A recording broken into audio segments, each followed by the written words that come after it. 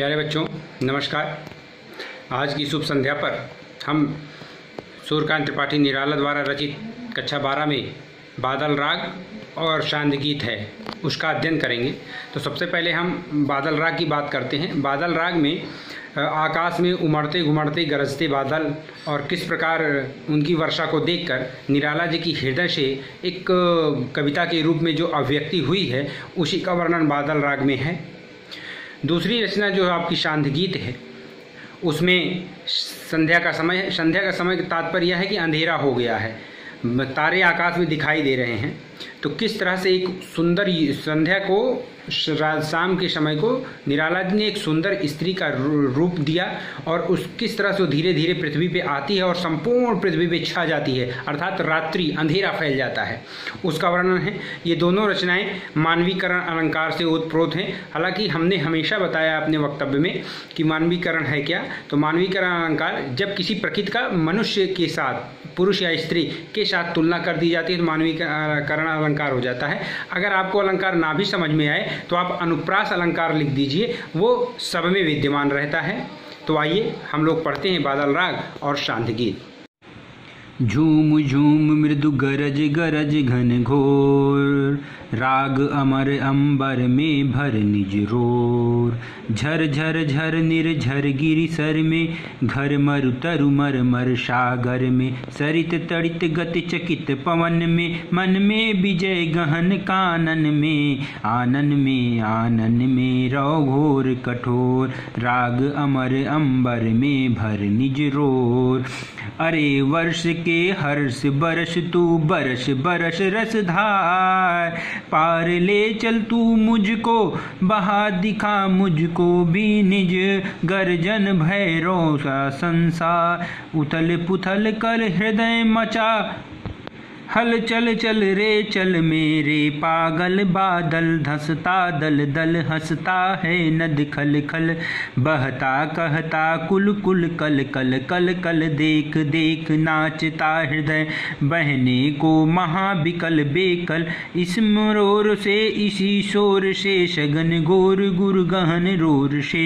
मुझे गगन का दिखा सघन वह छोर, राग अमर अंबर में भर निज रोर।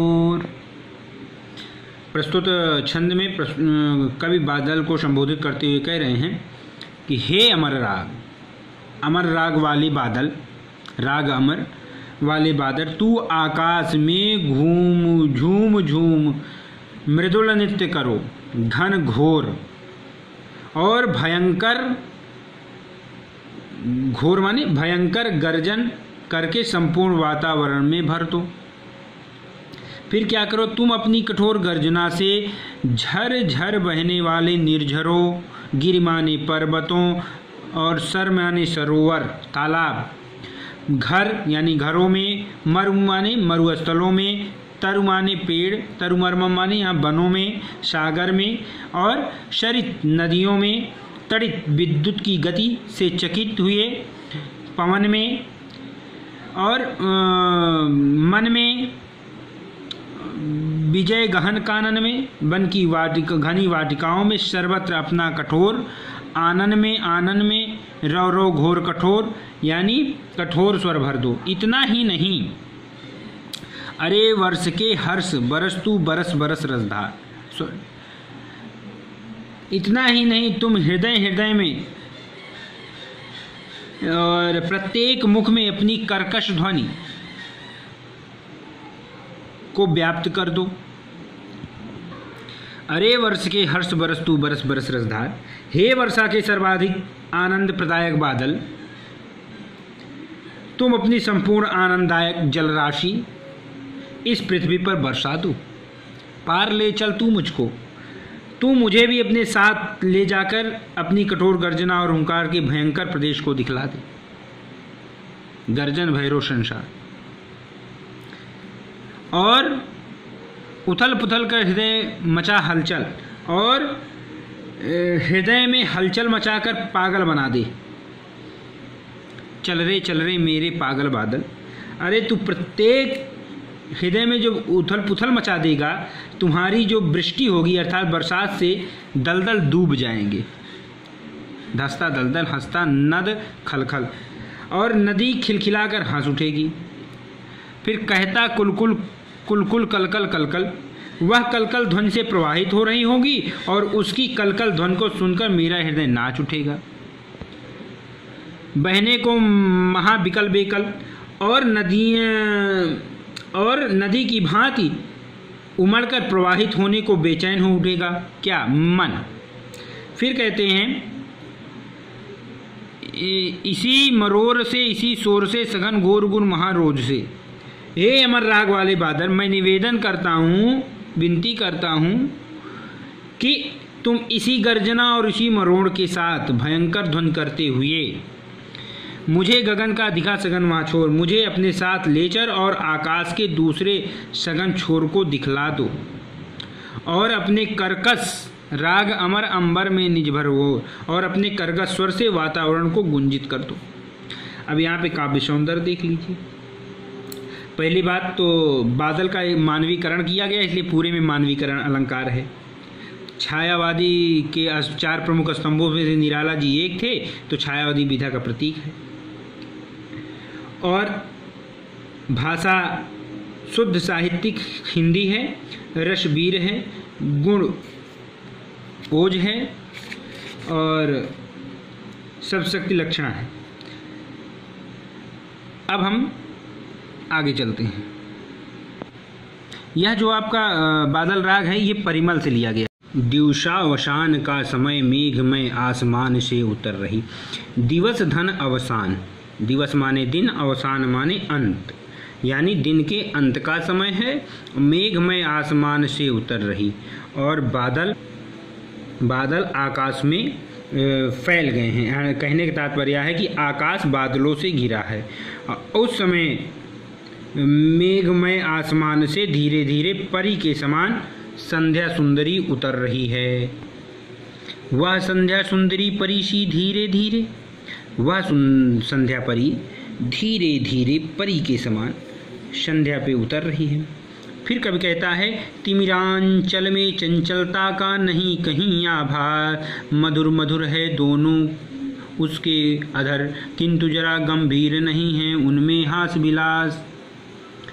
अब कवि कहता है कि संध्या सुंदरी जो ये तिमिरांचल माने अंधकार रूपी आंचल में चंचलता का नहीं आभास, यानी में कहीं भी चंचलता का आभास नहीं होता है, और मधुर मधुर हैं दोनों उसके अधर। अधर माने होठ होता है, तो उसके दोनों होठ मधुर मधुर हैं। किंतु जरा गंभीर, यानी वो तनिक भी गंभीर, वे तनिक गंभीर हैं, और नहीं है उनमें हास विलास, वो हंसी खुशी उनमें हंसी खुशी का उनमें निशान भी नहीं है। हंसता है तो केवल तारा एक, अगर संध्या के में अगर कोई हंस रहा है तो वह मात्र तारा है जो रात में टिमटिमा रहे हैं, गूंथा हुआ उन घुंघराले काले काले बालों से। संध्या उस समय वातावरण शांत गंभीर रहा और अंधकार बहुत भयंकर है, तो संध्या सुंदरी अंधकार रूपी काले काले घुंघराले बालों में गुंधा हुआ केवल एक तारा ही है। हृदय राज की रानी का वह करता है अभिषेक, और जो हंसता हुआ प्रतीत हो रहा है वह तारा अपने हृदय राज्य की रानी अर्थात संध्या का अभिषेक करता है। देखिए पूरी तरह से प्रकृति का मानवीकरण कर दिया गया है, इसलिए मानवीकरण अलंकार है, भाषा खड़ी बोली है, हिंदी रस श्रृंगार है, शब्द शक्ति लक्षणा है, और गुण माधुर्य है। अलसता की सी लता किंतु कोमलता की वह कली, सखी नीरवता के कंधे पर डाले बाँ, छाह सी अंबर पथ में चली, नहीं बजती उसके हाथों में कोई बीड़ा। अब यहाँ पे प्रस्तुत पंद में प्रकृति वर्णन के माध्यम से कवि ने संध्या को सुंदर नारी के रूप में चित्रित किया है।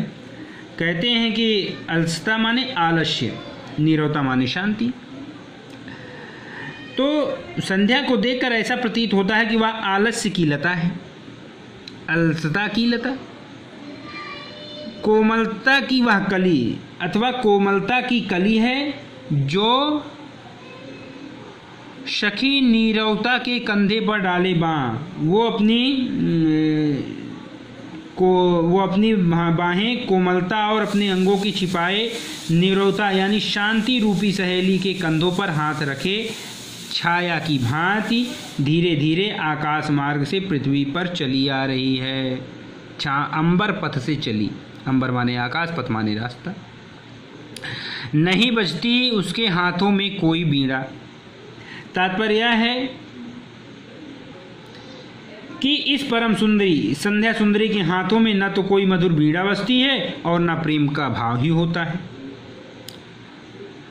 नहीं होता और अनुराग राग अलाप। नूपुर में भी रुंझुन रुंझुन नहीं, और वह इतने धीरे धीरे से पृथ्वी पे नीचे आ रही है या अवतीर्ण हो रही है कि पायलों की, नूपुर माने पायलों की रुंझुन रुंझुन भी नहीं सुनाई देती।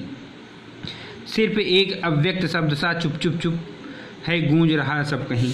बस संसार शांति सरोवर की स्वच्छ कमलनी दल, बस संसार एक शब्द मात्र चुप चुप चुप ही सुनाई देता है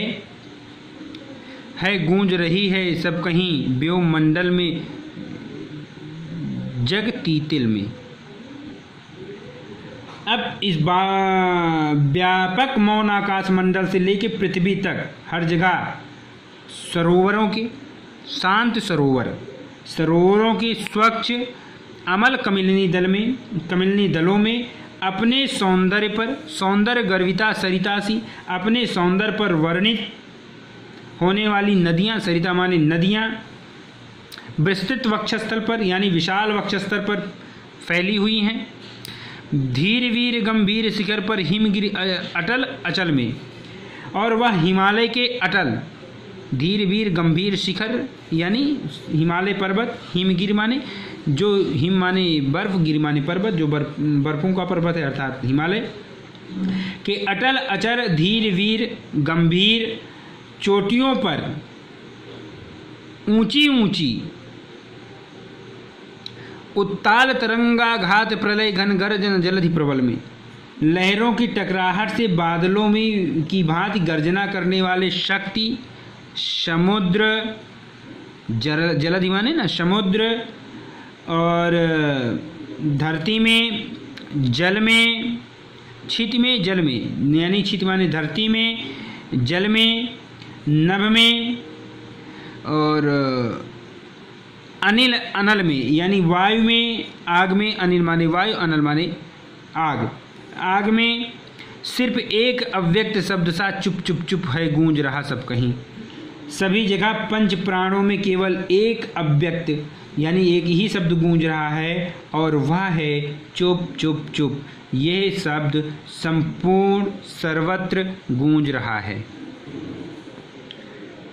और क्या है, कुछ नहीं, मदिरा की वह नदी बहाती आती है, थके हुए जीवों को वह स्नेह प्याला एक पिलाती है, सुलाती उन्हें अंग पर अपने दिखलाती, फिर विस्मृत के अगणित मीठे सपने अर्धरात की निश्चिंता में हो जाती जबलीन। कवि का बढ़ जाता अनुराग विराह कुल कमनीय कंठ से आप निकल पड़ता तब एक विहाग।